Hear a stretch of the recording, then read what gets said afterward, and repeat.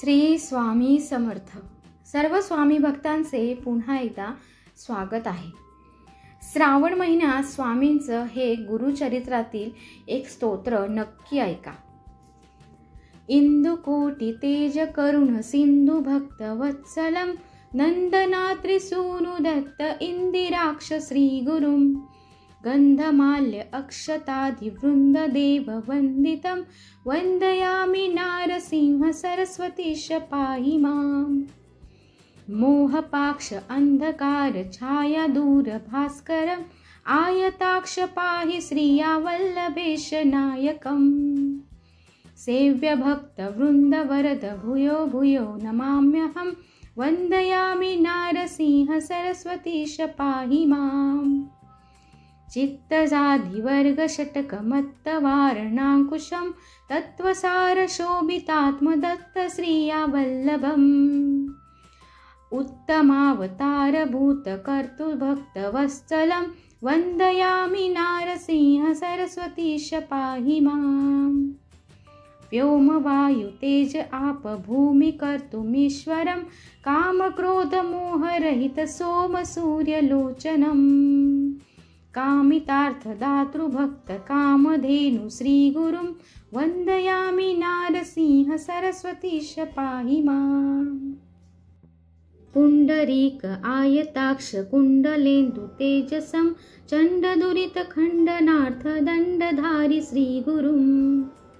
मंडलीक मौली मार्तंड भासिनाथनं वंदयामि नारसिंह सरस्वतीश पाहि माम्.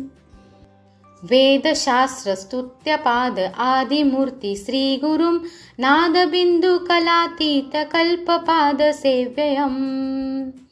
सेव्य भक्त वृंद वरद भूयो भूयो नमाम्यहम् वंदयामि नारसिंह सरस्वतीश पाहि माम्. अष्टयोग तत्वनिष्ठ तुष्ट ज्ञान वारिधिं कृष्णवेणी तीरवास पंचनदी संगमम्. कष्टदैन्य दूरभक्त तुष्ट कामदायकं वंदयामि नारसिंह सरस्वतीश पाहि माम्.